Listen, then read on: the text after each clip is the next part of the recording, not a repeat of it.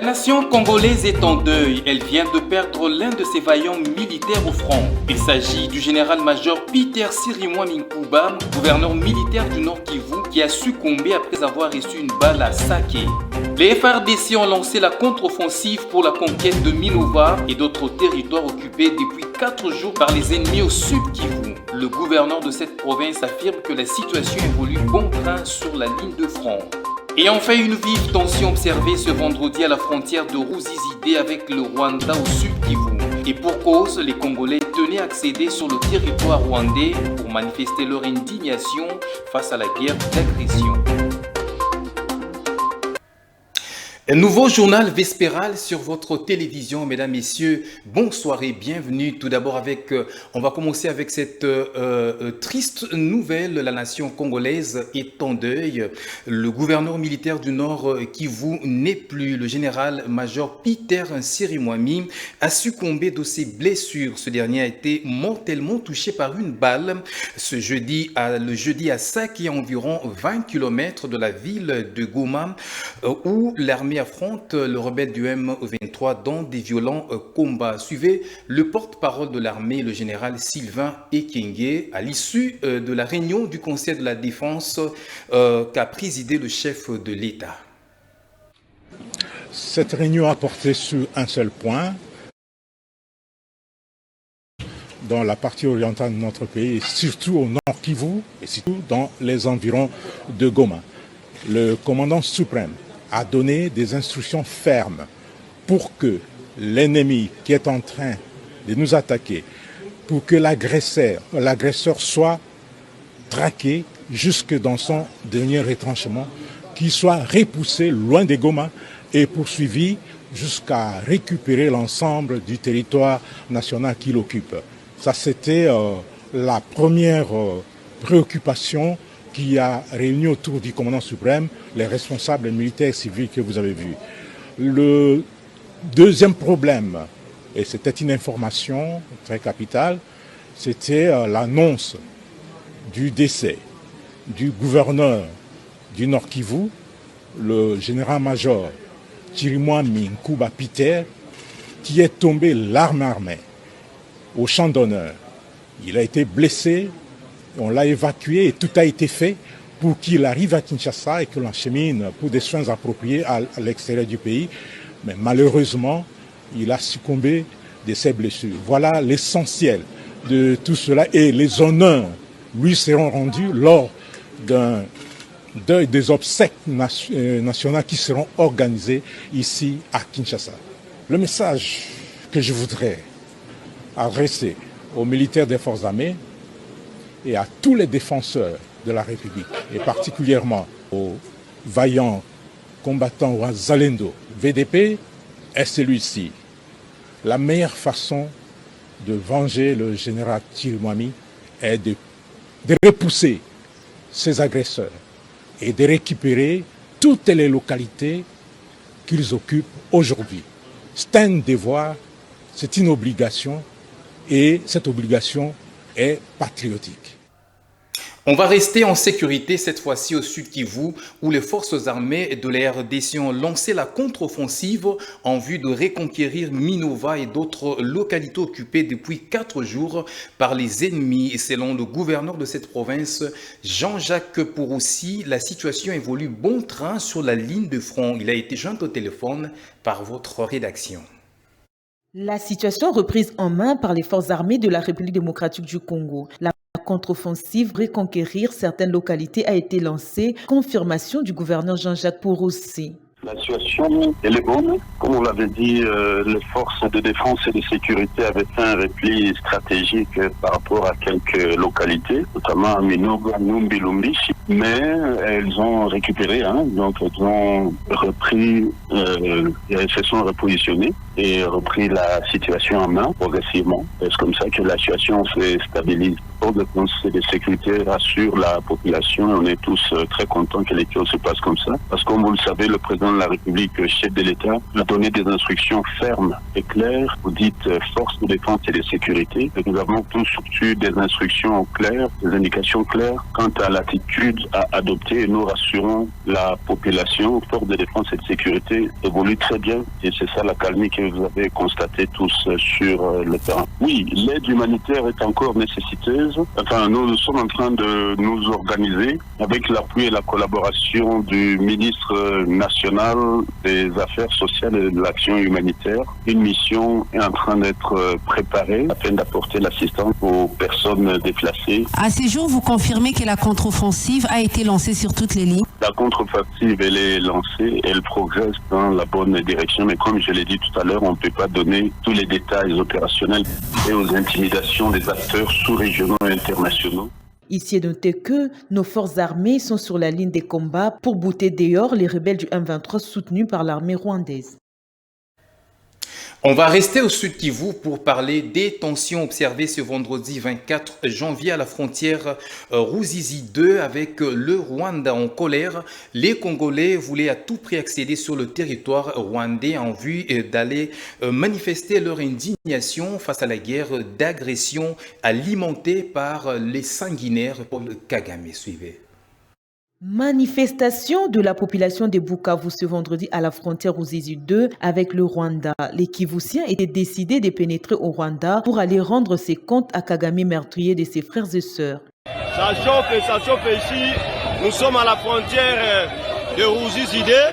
Nous sommes à la frontière de Ruzizi 2. La population vient de déborder. On appelle la Paka Rwanda pour aller présenter un signal fort. Pour signer à Kagame qu'ils sont prêts à frapper les Rwandais. La police est débordée ici où nous sommes. Nous ne savons pas comment gérer la situation.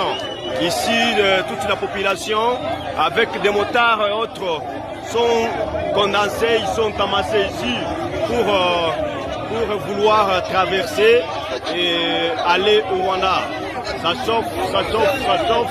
Ça, c'est un signal fort pour Kagame qui est en train de vouloir provoquer la RDC. C'est un signal fort. La situation sécuritaire dans l'Est prend une autre tournure. La population veut-elle se prendre en charge? Wait and see.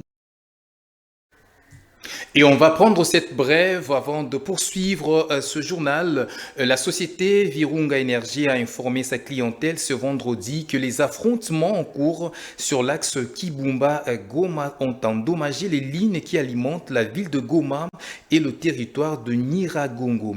La population est appelée à la patience jusqu'à ce que le rétablissement de l'électricité soit possible. Et puis le président du Sénat a accordé 2 audiences le jeudi 23 janvier 2025.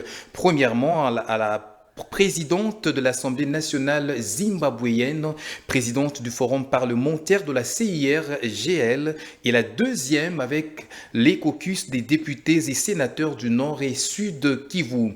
Leurs échanges ont porté sur la situation sécuritaire dans la partie est de la République démocratique du Congo. On fait le point avec Rachel Adasaliwala et Patrick Isobonge-Sebokuma. D'abord, cette rencontre du président du Sénat avec la présidente de l'Assemblée nationale zambienne et présidente en exercice du Forum parlementaire de la région des Grands Lacs qui a tourné autour de la résolution pacifique des différends entre les États membres de la CIRGL et plus particulièrement la situation sécuritaire dans l'Est de la RDC. Nous avons entrepris une mission d'information parlementaire sur la situation sécuritaire à l'Est de la RDC. On est venu entre autres parler de ça et aussi voir certaines questions administratives, d'ordre administratif au niveau du secrétariat général. La question de comment on peut résoudre nos différends dans la paix occupe une importance capitale au Forum parlementaire de la région des Grands Lacs parce que ce que nous promouvons, c'est la résolution pacifique des différends entre les États membres de la CIRGL. Donc la paix est importante pour assurer l'harmonie entre nos pays ici dans la région des Grands Lacs. Ce sujet relatif à la paix dans l'Est de la RDC est d'autant plus crucial au regard de la situation préoccupante qui prévaut dans la région actuellement. Au cours de la même journée, Jean-Michel Samalukonde a également reçu le caucus des députés du Nord et Sud Kivu, conduit par les sénateurs Modeste Bahati, deuxième vice-président du Sénat. Et puis la situation sécuritaire dans les provinces et le développement des entités territoriales décentralisées était au cœur des échanges entre le vice-premier ministre, ministre de l'Intérieur, Sécurité, Décentralisation et Affaires coutumières et l'ambassadeur d'Israël crédité en République démocratique du Congo. C'était le jeudi 23 janvier 2025. On en parle avec Rachel Adassaliwala. Le vice-premier ministre de l'Intérieur et son hôte ont évoqué plusieurs questions, entre autres la situation sécuritaire dans les provinces de la RDC et les développements des entités territoriales décentralisées. Le diplomate israélien était aussi porteur d'un programme Ville intelligente au modèle israélien. Cette technologie proposée par Simone Salomon consiste à résoudre le problème lié à la sécurité routière, répondre efficacement aux soucis de la fluidité de la circulation routière et la gestion du stationnement intelligent.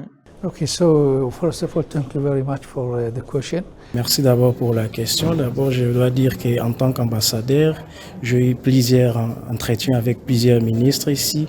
Et à ces moments, je viens d'être avec le ministre de l'Intérieur. Je dois dire que comme nation, Israël est aussi expérimenté en matière de sécurité intérieure. Alors nous avons eu à échanger beaucoup de choses, telles qu'en matière de ville intelligente avec son Excellence. Il y a trop qu'on a parlé et nous aimerions mettre en pratique et on va garder les contacts. Smart cities and different areas that we can share and to see collaboration also in this area. Disons que la rencontre entre le VPM de l'Intérieur et l'ambassadeur israélien vient renforcer davantage les relations diplomatiques entre les deux nations. On va parler infrastructure à présent. Relance des distributions gratuites des bancs dans les écoles et universités publiques de la RDC par le service national en ce début d'année 2025. Le jeudi 23 janvier 2025, l'Institut technique et industriel de Ndjili a bénéficié d'un lot de 300 bancs de ces services. 300 autres bancs ont été remis à l'Institut technique et commercial Baoumbu à la grande satisfaction des bénéficiaires. Regardez.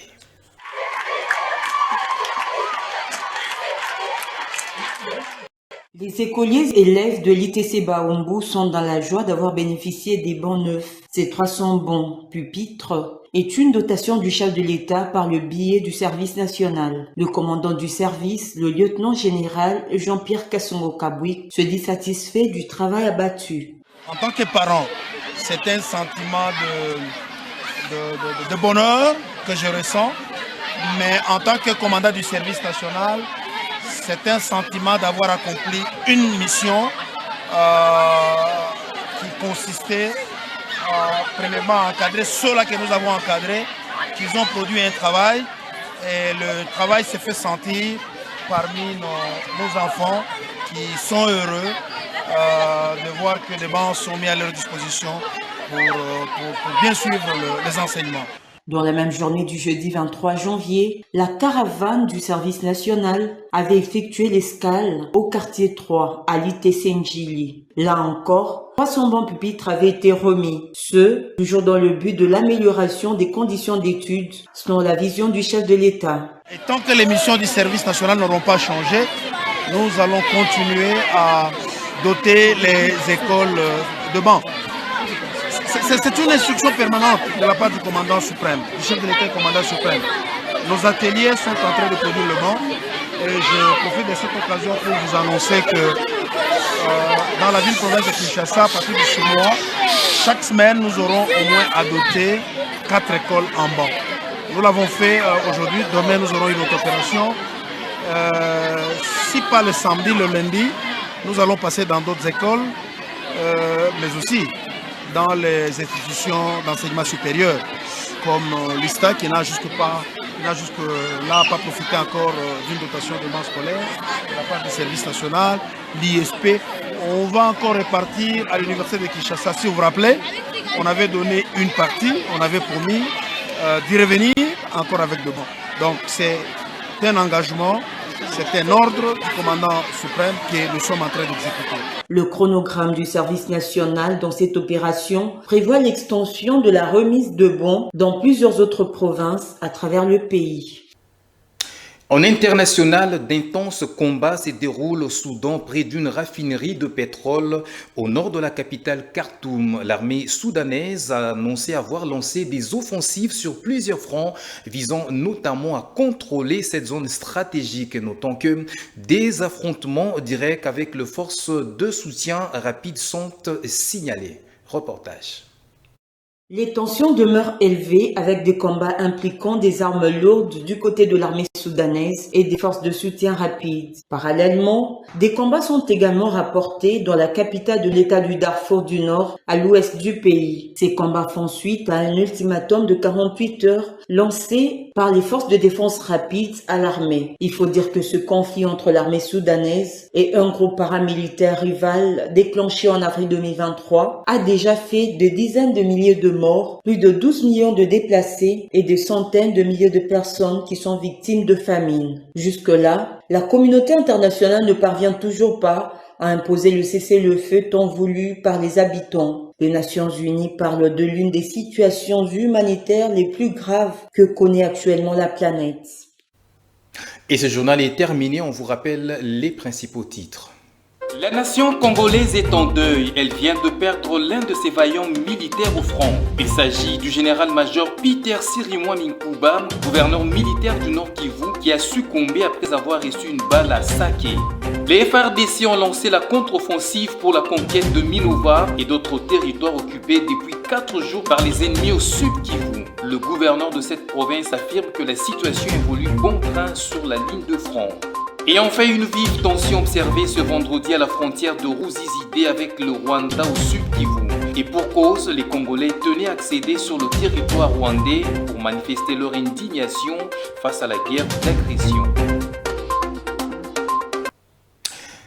Tout le plaisir était pour nous de vous présenter ce journal qui prend fin, mesdames, messieurs. Merci de l'avoir suivi. Bonne suite de programmes sur la chaîne de Repos.